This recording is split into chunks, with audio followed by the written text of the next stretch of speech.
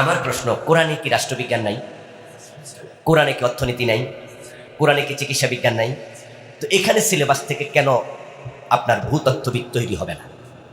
এখান থেকে লেখাপড়া করে কোরআন হাদিসের সিলেবাস থেকে পড়ে কেন অর্থনীতিবিদ তৈরি হবে না? এখানে মাদ্রাসা শিক্ষা বলতেই মূলত কওমি ধারাকেই বোঝানো হয়। এই দেশে আলিয়া মাদ্রাসায় যে পরিমাণ ছাত্র আছে, কওমি মাদ্রাসায় ছাত্রের সংখ্যা তার কমপক্ষে 10 গুণ বেশি। যেই পরিমাণ আলিয়া মাদ্রাসা আছে, কওমি মাদ্রাসার সংখ্যাও কমপক্ষে 10 গুণ বেশি। এটা কমে বলেছে। আমাদের ঢাকা শহরে কামিল মাদ্রাসার সংখ্যা 8 থেকে 10টা, আর দাওরা মাদ্রাসা হবে কমপক্ষে 100টা, তাহলে 10 গুণের বেশি। আমাদের আলিয়া মাদ্রাসার ক্লাসে এমন কামিল মাদ্রাসা আছে যেখানে কামিলে ভর্তি হয়েছে মাত্র 30 জন 40 জন, আর দাওরা মাদ্রাসা এমন আছে শুধু দাওরাতে আছে 1500 জন এক মাদ্রাসা। আপনি যাত্রাবাড়ি মাদ্রাসা যেটা আছে মাহমুদুল হাসান সাহেবের, খবর নিয়ে দেখেন যে এক ক্লাসে 1200, 1300, 1500। এইভাবে যদি 100 মাদ্রাসা থাকে তাহলে কোনোটাতে 300, 500, 1000, 250 বিভিন্ন রকম।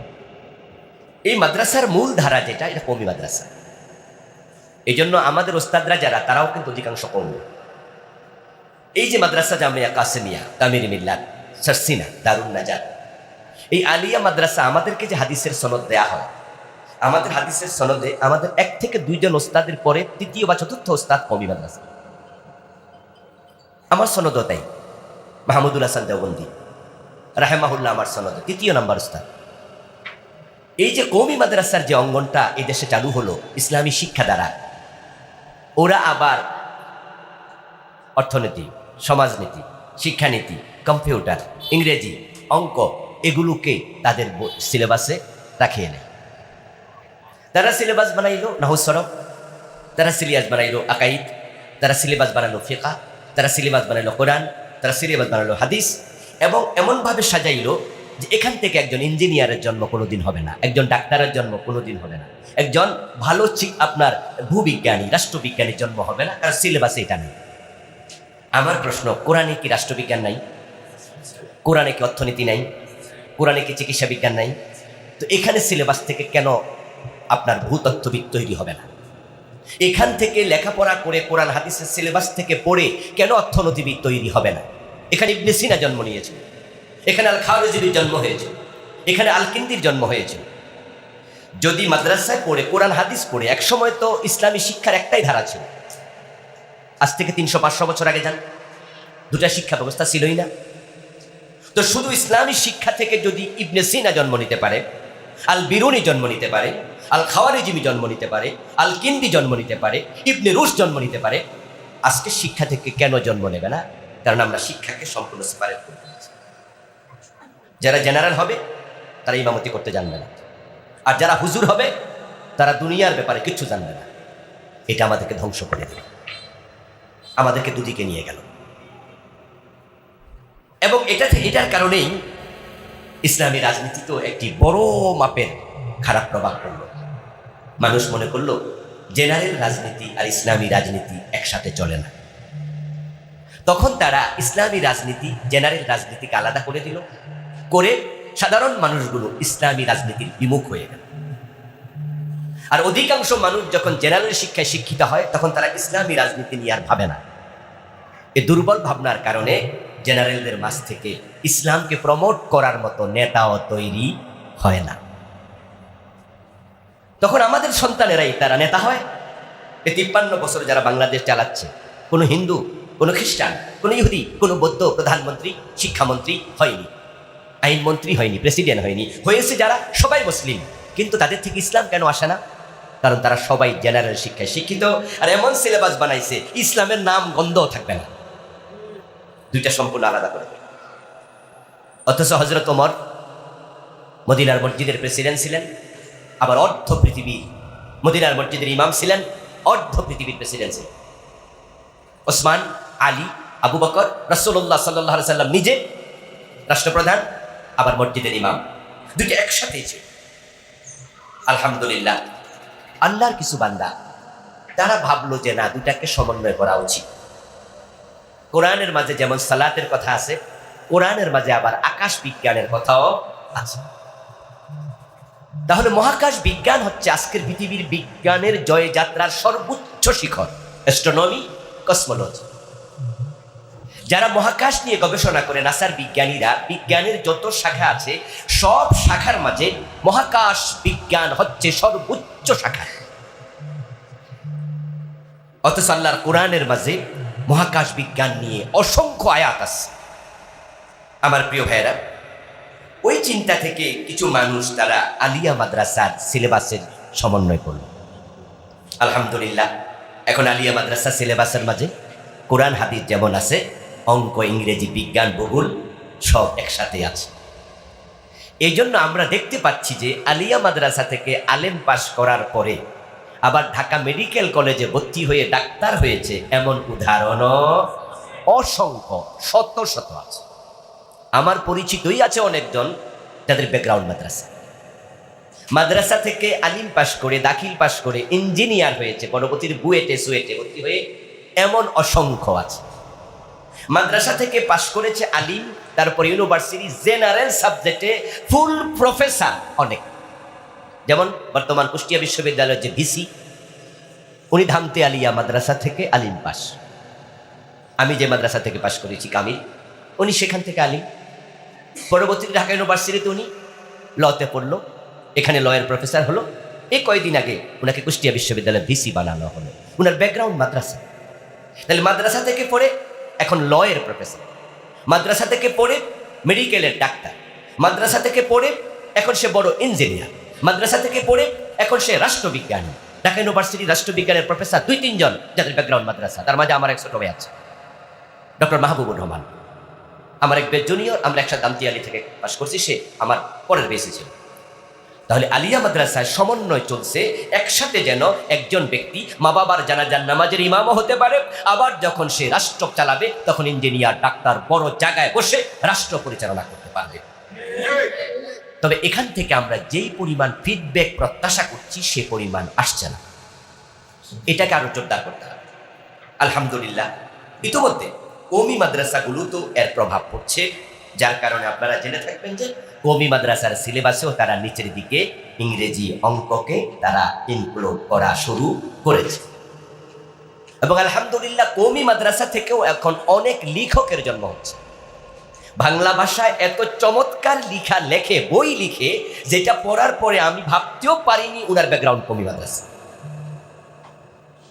এবং সাংবাদিকতায় তারা অনেক ভূমিকা রাখছে, সাহিত্যে ভূমিকা রাখছে, তারা মাসিক পত্রিকা বের করছে। আমরা চাই যে কওমি মাদ্রাসার মাঝেও জেনারেল শিক্ষা ঢুকুক, আবার স্কুল ইউনিভার্সিটিতেও কোরআন হাদিস ঢুকুক। তাহলে শিক্ষা দ্বারা আলতাবে একটা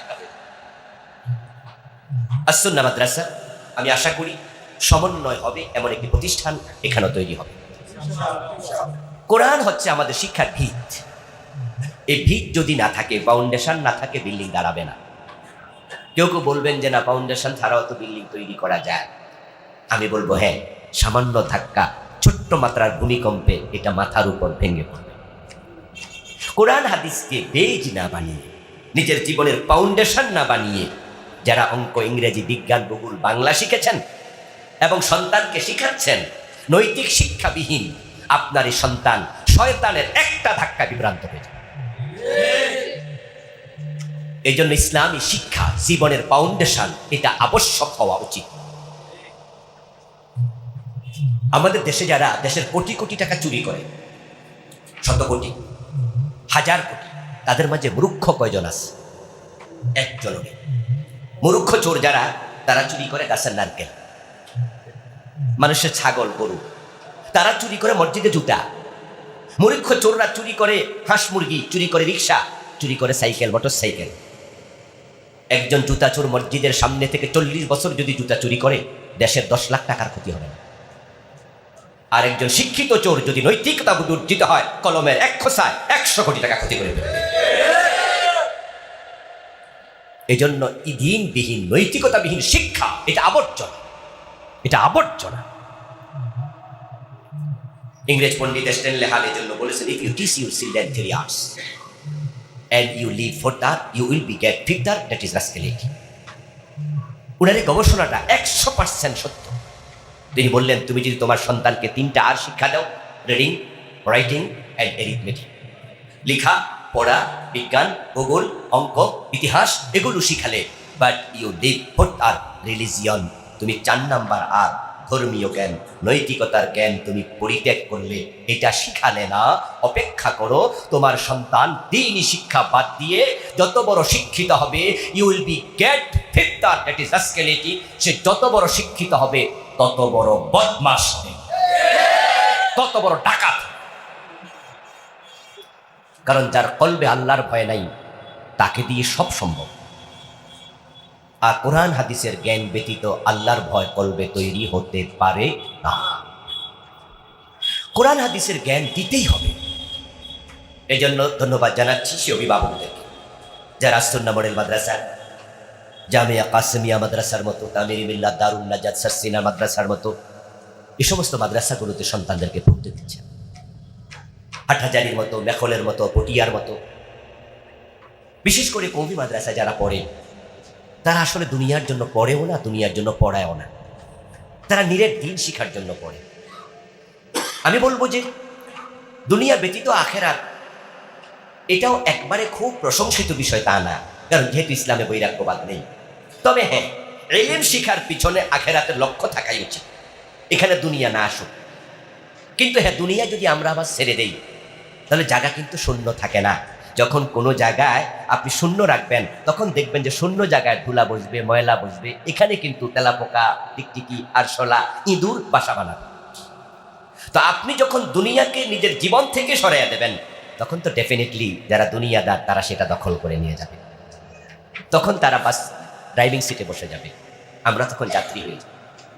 আর ড্রাইভিং সিটে যদি মদখোর মাতাল বসে, আপনি যত বড় আল্লাহর ওলি হন, তাসবিহ পড়েন, কোরআন তেলাওয়াত করেন, ড্রাইভিং সিটে পিছনের সিটে বসে, মাতাল যদি গাড়িটা খালে ঢুকাইয়া দেয়, সুবহানাল্লাহ পড়তে পড়তে আপনিও খালে ঢুকবেন। এই জন্য আমরা যদি দুনিয়া আবার তাদের হাতে ছেড়ে দিই, তাহলে কিন্তু তারা আমাদেরকে নিয়ে জাহান্নামে চলে যাবে, আমাদেরকে নিয়ে উল্টা পাল্টা রাস্তায় ঢুকে। আপনাদের প্রতি অনুরোধ থাকবে, সন্তানদেরকে ইসলামী শিক্ষাটা কনফার্ম করুন, তারপরে এবার আপনি অন্য অন্য শিক্ষায় শিক্ষিত করুন, কোনো অসুবিধা নেই। আল্লাহ তাআলা আমাদের সকলকে কোরআনমুখী জিন্দেগি গঠন করার তৌফিক দান করুন।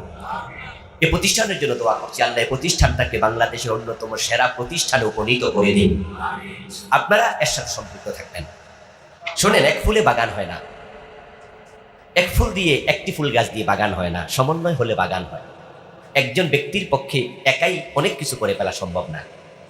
কামালউদ্দিন জাফরি হাফেজাহুল্লাহ জামিয়া কাসেমিয়া বানানোর স্বপ্ন দেখেছেন, কিন্তু উনি একা পারেননি।